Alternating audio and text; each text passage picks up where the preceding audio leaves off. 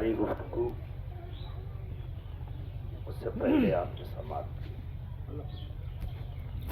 تقریباً آل انڈیا علماء مشائخ بورڈ کا تعارف لگ بھگ ہو چکا ہے. یہ آل انڈیا علماء اور مشائخ کیوں ہے؟ اس کا نام کسی سلسلے سے یا کسی خاندان سے کیوں نہیں؟ نام سے بھی اگر آپ غور کریں گے تو آپ کو یہ سمجھ میں آ جائے گا کہ اہل سنت والجماعت کی. یہ بورڈ آستانوں، خانقاہوں یعنی سنی صوفی مسلمانوں کی نمائندگی کرنے والا بورڈ ہے، اور عوام اہل سنت دو لوگوں سے جڑی ہوئی ہے، یا تو پیروں سے یا علماء سے. اور ہر عالم کسی نہ کسی پیر سے جڑا ہوا ہے. تو اگر یہ تمام خانقاہیں ایک پلیٹ فارم پہ آ جائیں تو گویا سارے علماء ایک پلیٹ فارم پر آ گئے، اور جب سارے علماء اور مشائخ ایک پلیٹ فارم پر آ گئے تو گویا پوری اہل سنت والجماعت ایک پلیٹ فارم پر آ گئی. خواب ہے آل انڈیا علماء مشائخ بورڈ کا، یہی تحریک ہے کہ سب کو ایک پلیٹ فارم پر لانا ہے. لیکن ہمیں خود غور کرنا ہوگا کب تک ہم تنقید سے کام لیں گے. ہمیں کوئی چیز لگ رہی ہے کہ یہ صحیح نہیں ہو رہا ہے تو ہم جلسوں میں، اپنی محفلوں میں، اپنے کمروں میں 2 گھنٹہ تنقید کر کے اس کے بعد بات کو ختم کر دیں تو کیا اس سے کوئی فائدہ ہوگا؟ اور مجھے تو لگتا ہے کہ ہم یہی کر رہے ہیں. احساس سبھی کو ہے نقصان کا، ایسا کچھ نہیں ہے. کیونکہ جب ہم ایک معاشرے میں رہ رہے ہیں، جس جگہ پر ہیں، اللہ نے ہمیں عقل بھی دیا ہے اور شعور بھی، اور آنکھوں میں بینائی بھی ہے، دکھتا تو ہے وہ کیا رہا ہے. لیکن اس دکھی ہوئی چیز کو ہم نے ایک ہی کام کیا، تبصرہ. اب اس تبصرے میں کوئی بھی ٹارگٹ بن سکتا ہے. ٹائم پاس ہو گیا، 2 گھنٹہ تبصرہ کیا، بات ختم. عملی پہلو کی طرف نگاہ نہیں. اور جب اس طرف آواز دی جاتی تو جواب یہ کہا جاتا ہے ہم اکیلے کیا کر لیں گے. ایک ہی جواب دے دیا جاتا ہے ہم اکیلے کیا کر لیں گے. کیوں نہیں کر سکتے؟ آپ کو کس نے کہہ دیا کہ آپ کو پوری دنیا کی ذمہ داری آپ کے ہاتھ میں ہے؟ کس نے کہہ دیا کہ آپ کا پورے ملک کی ذمہ داری ہے؟ کس نے کہہ دیا کہ پورے صوبے کی ذمہ داری آپ کی ہے؟ کس نے کہہ دیا کہ آپ کے پورے ضلع کی ذمہ داری آپ کے ہاتھ میں ہے؟ جہاں ہے وہی ذمہ داری اٹھا لی. شروع تو کریے. ارے ایک مسجد کے 25 گھر مقتدی ہیں، وہیں سے شروع کریے، اکیلے مت کہیے. یہاں تو آپ مضبوط ہیں، ان 25 گھر کو اکٹھا کر دیجئے. کام آپ نے کر دیا. اب اسی طرح اگر سب کرنے لگے تو ضلع متحد ہو گیا. اور ہر ضلع کے اگر یہ امام اپنے اپنے مقتدیوں کو کی قیادت پکڑ لے، قائد بن کے کھڑے ہوئیے نا. میں تو اس کی دعوت دے رہا ہوں، قیادت تسلیم کرنے کے لیے نہیں کہہ رہا ہوں. آپ سے کہہ رہا ہوں آپ قائد بنو. امام تو ہو ہی، آپ ریلیجیس قائد تو بن چکے ہو، اب پولیٹیکل بھی قائد بن جاؤ. جب مسجد سے باہر نکلو تو قومی ملی مسائل پر بھی نگاہ رکھو. صرف قرآن کی چند آیتوں کو سنا دینا، اس کی تفسیر بیان کر دینا کافی نہیں ہے.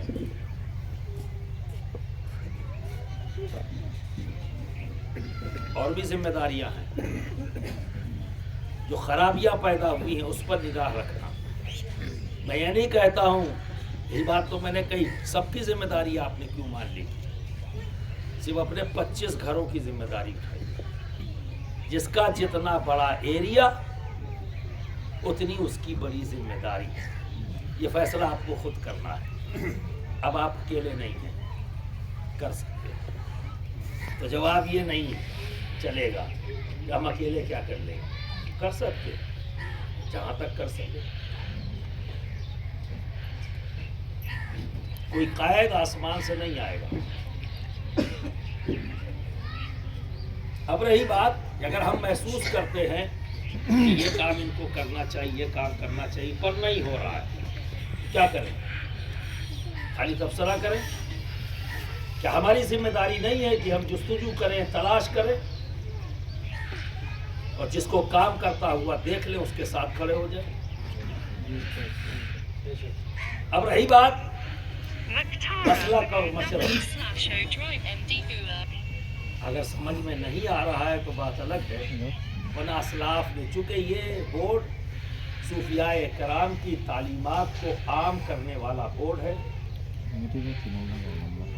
آج کشمیر کی وادی، ایک ذات کی مثال دے دوں، حضرت سید علی حمدانی، حضرت بدیع الدین زندہ مدار اور مخدوم سلطان سید اشرف جہانگیر سمنانی، یہ تینوں بزرگ ایک سفر میں، یعنی 10 سال ایک ساتھ سفر میں.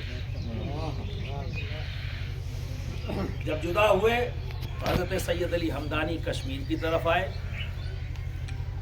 حضرت بدیع الدین زندہ مدار چائنا کی طرف چلے گئے، اور مخدوم اشرف جہانگیر سمنانی نے انہیں دعوت دی کہ آپ ہند میں آئیں، اور خود مخدوم پاک نجف اشرف کی طرف گئے، یعنی عرب کرتے ہوئے پھر اپنے پیر و مرشد کی بارگاہ میں آئے. حضرت سید علی حمدانی کشمیر میں آئے، انہوں نے محنت کی، اکیلے تھے، محنت کی. آج کشمیر کو جب آپ دیکھیں گے تو 95% مسلم ہے. یہ کس کی دیر ہے؟ سید علی حمدانی. اور پورے کشمیر میں حنفی ملیں گے، سارے مسلمان حنفی. اور آپ شاید جانتے ہیں یا نہیں جانتے، اور نہیں جانتے تو سن کر آپ کو تعجب ہوگا کہ حضرت سید علی حمدانی شافعی تھے. مسلکن وہ شافعی ہیں، وہ جتنے ان کے ہاتھ پر ایمان لا رہے ہیں سب کی تربیت کیا حنفیت پر. سبحان اللہ. کیوں؟ کیونکہ حضرت سید علی حمدانی سے پہلے ایک بزرگ تشریف لائے وہاں، جن کا نام تھا بلبل شاہ، اور ایک بہت ہی مخصوص طبقے کے لوگ ان کے ساتھ جڑے تھے، وہ حنفی تھے. انہوں نے تربیت اس مسلوب طبقے کے، یعنی بہت ہی چند نمبرز تھے جن کی انہوں نے تربیت کی. لیکن جب حضرت سید علی حمدانی تشریف لائے تو پورا کا پورا ماحول ہی بدل گیا. آپ نے ان کی رعایت کی. مجھ سے پہلے آئے، کام انہوں نے پہلے شروع کیا، تو جس انداز میں حنفیت پر انہوں نے تربیت کی تھی تو انہوں نے نیا نہیں لائے، مسلک کو پیچھے کر دیا، دین کے کام کو آگے کر دیا. تو فروغ اسلام ضروری ہے، فروغ دین ضروری ہے. حضرت سید علی حمدانی نے بتا دیا کہ مسلک ضروری نہیں ہے، فروغ دین ضروری ہے. تو میں جب مسلک ضروری نہیں ہے تو مشرب کس کھیت کی مولی.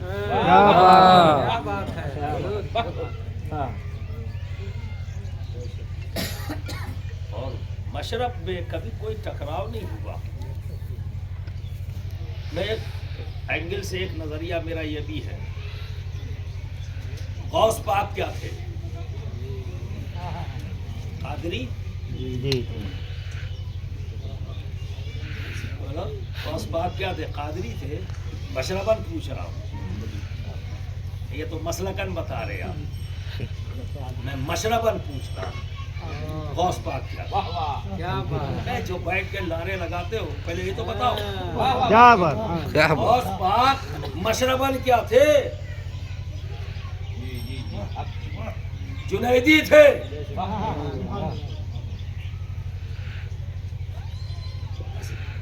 مشرباً جنیدی ہیں، اور ان کے جانشین نے قادری اپنے آپ کو لکھا؟ کیا بغاوت کی؟ بولے کیا بغاوت کر دی؟ حضرت عبدالرزاق نور العین جو جانشین ہے سید اشرف جہانگیر سمنانی کے، مخدوم اشرف جہانگیر کیا ہے؟ چشتی نظامی ہے، اور انہی کے جانشین سجادہ نشین حضرت عبدالرزاق نور العین نے اپنے آپ کو اشرفی کہا، تو بغاوت کی۔ کیا سمجھ میں آیا؟ یہ ذاتی معاملہ ہے، محبت کا معاملہ ہے۔ محبت کی بنیاد پر ہم نے اپنے نام کے ساتھ اس ذات کو لگایا جس سے ہمیں محبت ہے۔ تو جو بھی جڑتا گیا اس ذات سے، کوئی قادری ہوا، کوئی چشتی ہوا، کوئی نظامی ہوا، کوئی صابری ہوا، اصل کیا ہے؟ اللہ کے دوست سے دوستی رکھنا۔ اصل تو یہ ہے۔ یہ تو پہچان ہو جاتی نا، نام لے لیتے تو پہچان ہو جاتی ہے، اچھا اللہ کے اس دوست سے دوستی رکھتے ہیں، یہ تو نہیں تو باقی کیا سب کو رن آؤٹ کر دیں؟ کیا بات ہے، باقی کیا سب کو رن آؤٹ کر دیں؟ اور سنیے، تصوف میں دو آئیڈیالوجی ہے، ٹھیک ہے؟ ایک ہے وحدت الشہود اور ایک ہے وحدت الوجود، اور دونوں ایک ہی سلسلے کے بزرگ، چشتی نظامی تو فرق اتنا ہے، ایک چشتی نظامی نصیری ہے اور ایک چشتی نظامی سراجی ہے۔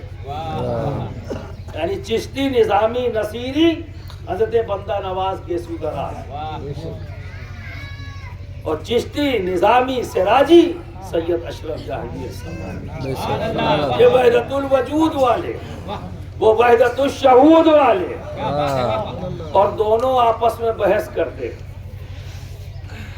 اور پھر مخدوم پاک فرماتے ہیں عبادت کرنے میں سب سے زیادہ مزہ نہیں آتا ہے۔ کہاں ٹکراؤ، کہاں ٹکراؤ؟ رات میں نے تقریر میں ایک بات کہی تھی، یہاں اگر گندگی ہے تو محبت نہیں آ سکتی، محبت نہیں آئے گی محبوب کی، نہ محبوب آئے گا نہ محبوب کی محبت آئے گی، تو پھر باقی کیا بچا؟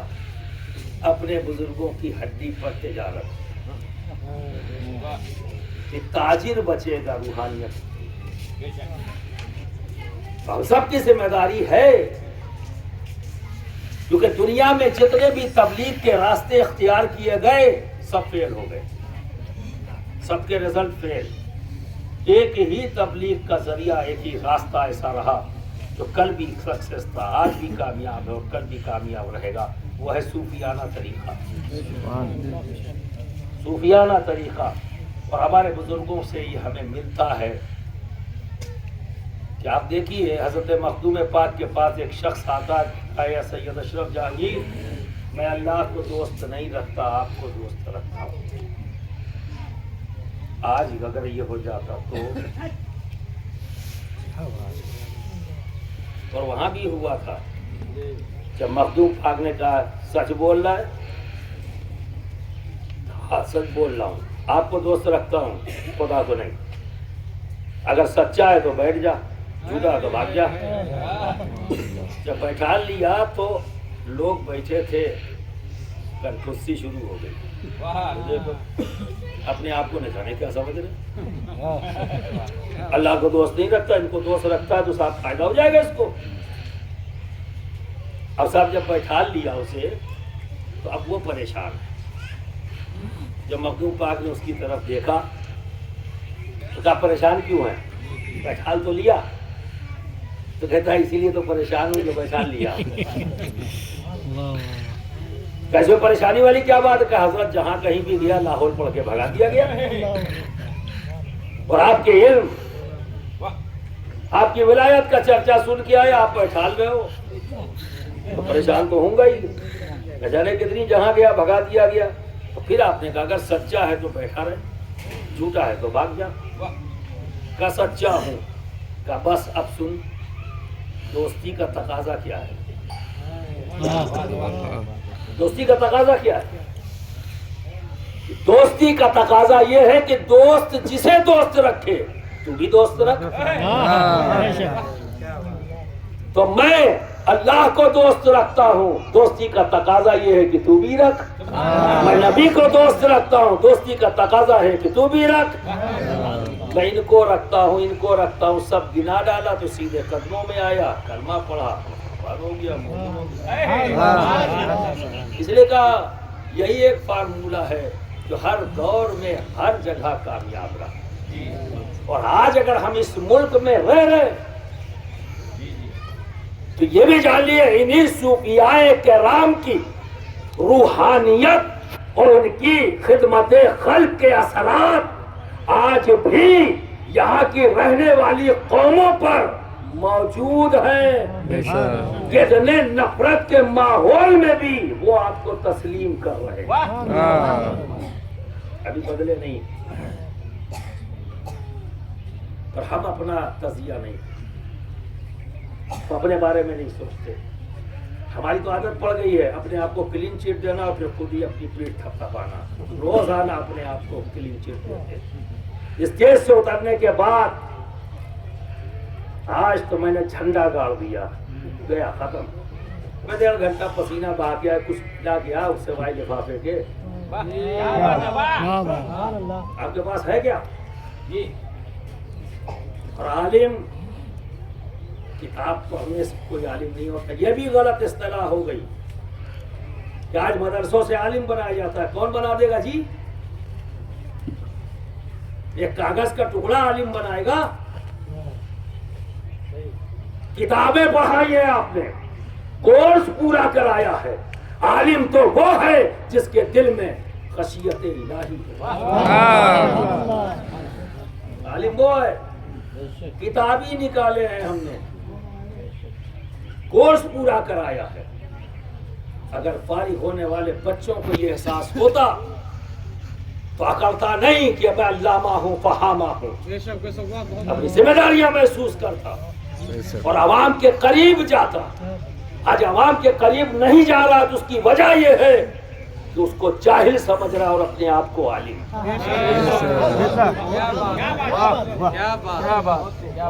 یہ دوریاں پیدا ہو گئی.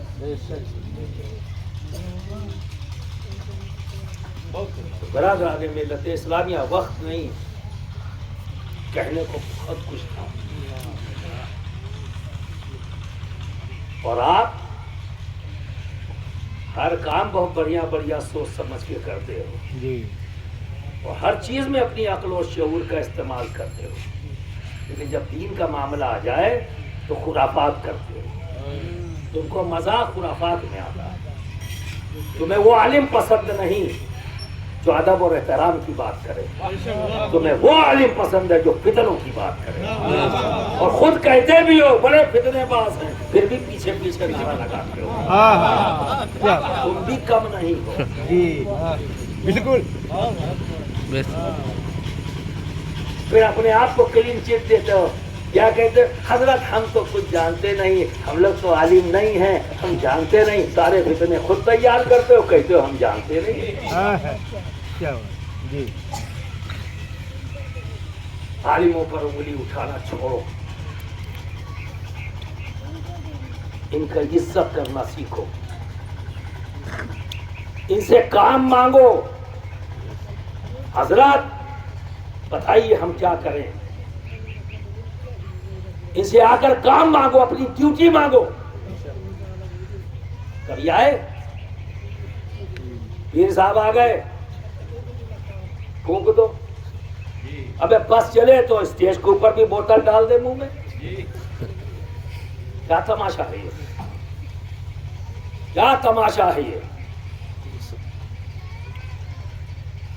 زندہ قوم تھے تم، آج تو مردہ کہنے میں بھی مجھے شرم آتی ہے. سوئے ہوئے بھی نہیں ہو تم، سوئے ہوتے تو جگہ لیتا. اب کیا کروں، غوثیت نہیں ہے، ٹھوکر مار کے تمہیں زندہ کرتا. بھائی ایک عام انسان ہوں، کمزور اور ناتواں انسان. اپنے مخدوم کے در کا بڑا چھوٹا سا ایک پیادہ اور ان کے پھینکے ہوئے ٹکڑے پہ پڑتا ہوں اور اس در کے جوتی سیدھی کرنے سے جو کچھ بھی ملا وہ تم تک پہنچانا چاہتا ہوں۔ تھوڑا سا اپنے اندر بھی بدلاؤ لاؤ۔ بردانی الیکشن ہوا، 2 لوگ لڑیں گے، 3 لوگ لڑیں گے، ٹھیک ہے، بہت اچھی بات، کمپٹیشن ہونا چاہیے، لیکن عوام کی سوچ کیا ہونی چاہیے؟ ان 3 میں اچھا کون ہے؟ اچھے سے مراد کام کون کر پائے گا، تعلیم یافتہ کون ہے، عقل و شعور کون رکھتا ہے، خدمت خلق کا جذبہ کس میں ہے، یہ کچھ چیزیں آپ کو دیکھنی ہے۔ رشتہ داری نہیں، خاندان نہیں، کنبہ نہیں، یہ دیکھو کہ وہ یہ صلاحیتیں رکھتا ہے یا نہیں رکھتا۔ ٹھیک ہے، ہو گئی بات۔ اب الیکشن ہو گیا، رزلٹ آ گیا، ایک جیتے گا نا، 10 تو نہیں جیتے گا، ایک، ٹھیک ہے، اس جیتنے والے کی ذمہ داری ہے کہ جو 2 ہارے ہیں سب سے پہلے اسی کو بلائے، سب سے پہلے اسی کو بلائے، کہا بھائی دیکھو الیکشن ہو گیا، اب کام کرنے کی باری ہے، تم بھی کچھ لوگوں کی نمائندگی کرتے ہو، تم بھی کچھ لوگوں کی نمائندگی کرتے ہو، جن کی آپ نمائندگی کر رہے ہو بے جھجک میرے پاس آؤ، جو اختیار مجھے حکومت کی طرف سے ملا ہے ہر کام ہوگا، آپ ہی کے ذریعے ہوگا، آپ ہی کرانا، رکنا مت، جھکنا مت، بس الیکشن ختم، بات ختم۔ یہاں کیا ہو رہا ہے؟ دانا پانی بند، رشتہ داری بند، آنا جانا بند، لاٹھی ڈنڈا شروع، کیا تماشا ہی ہے؟ دشمنی کرنے نکلے ہو یا ترقی کرنے نکلے ہو؟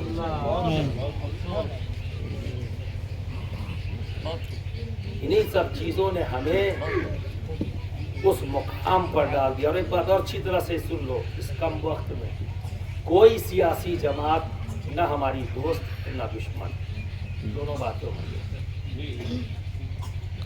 کوئی سیاسی جماعت نہ ہماری دوست نہ ہماری دشمن، ہم کو اپنے اندر صلاحیت پیدا کرنی ہوگی انہی سے کام لینے کی۔ کام لینے کی صلاحیت پیدا کرو، اعلان مت کرو کہ ہم تمہارے دشمن ہیں، ہم تمہارے موافق ہیں، دونوں کا مت کرو، یہ بند کرو، یہ چینل بالکل بند کر دو۔ تو کوئی دوست نہیں، کوئی دشمن، ہاں اگر اس ملک میں کوئی تمہارا دشمن ہے، حکومت نہیں، RSS ہے۔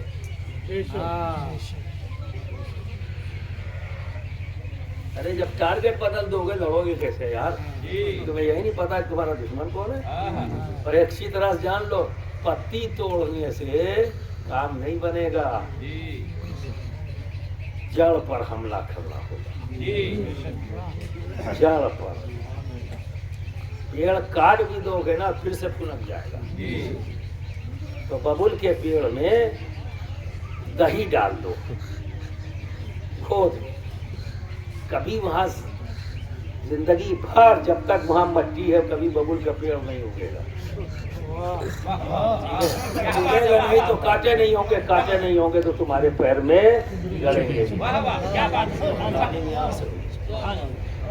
عالم علماء مشائخ بورڈ ایک بہترین تھنکرز، تعلیم یافتہ لوگ، یہ کوئی بعدی اسٹیپ نہیں ہے۔ آج 18 سال ہو گئے، لگ بھگ میرے خیال 14-15 سال تو ہو گئے، 2005 سے کام کر رہا ہوں، اور یہ پہلی تنظیم ہے اور آخری فی الحال جس کا کوئی چندہ نہیں،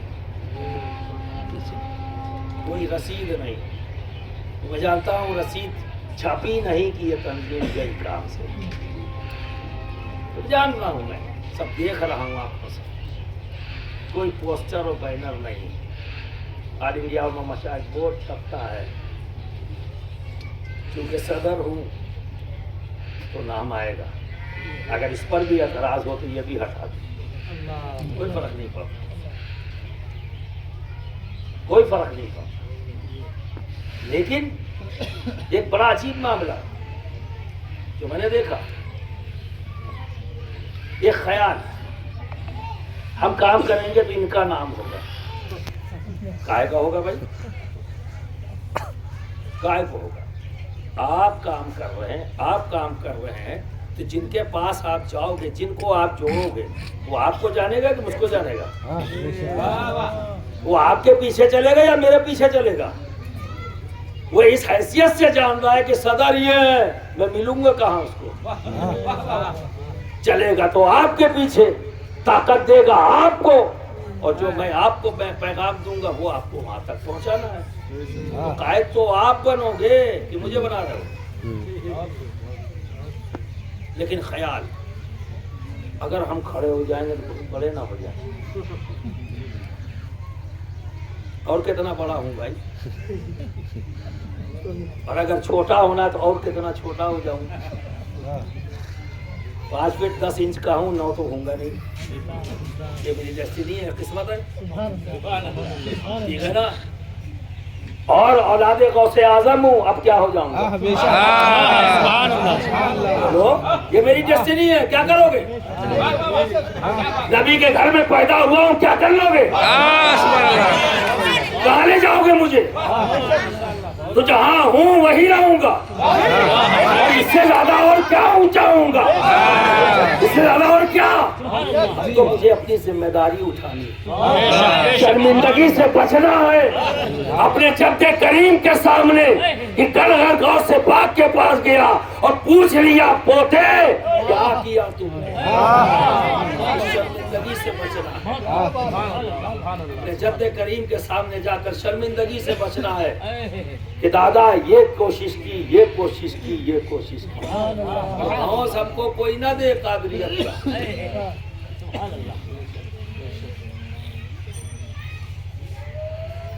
देखो भाई, चाहे जितना नालायक हो जाऊं, पर गौस पाक ये थोड़ी ना कहेंगे कि ये मेरा पोता नहीं।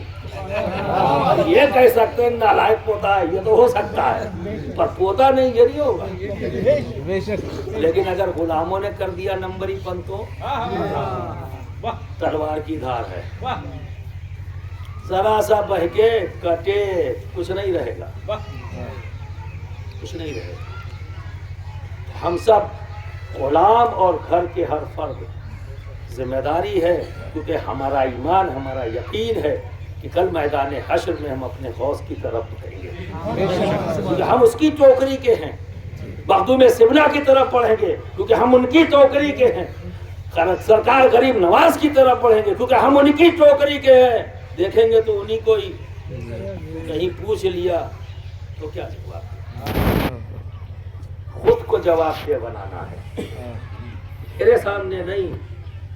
जिनसे आप अकीदत रखते हो, मोहब्बत रखते हो, उनके साथ। तो एक बार जान लेना, ये रस्सी जो है, अगर कोई कड़ी कमजोर भी है, पर है तो उसी सीरीज रूहानियत में ये चीज मानी जाती है। हो सकता है 1-2 कड़ियां कमजोर हों, पर ऊपर भी मजबूत हो सकता है और बाद में भी आ सकता है, ठीक है ना? तो जुड़े तो हम हैं ही भाई। तो काम की तरफ आओ,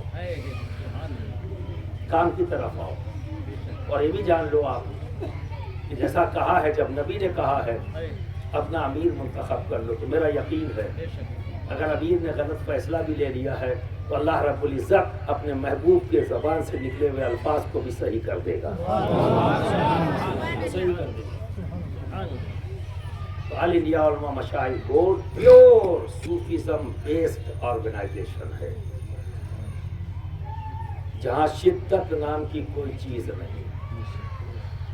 सूफियाना तरीका, सूफियाना मिजाज और सूफियाना अंदाज में अपनी बात को रखना है। किसी से परहेज नहीं है। परहेज इसलिए नहीं है, एक ही पॉइंट कि दुनिया की कोई भी कौम हो, सबको दीन इस्लाम की जरूरत है।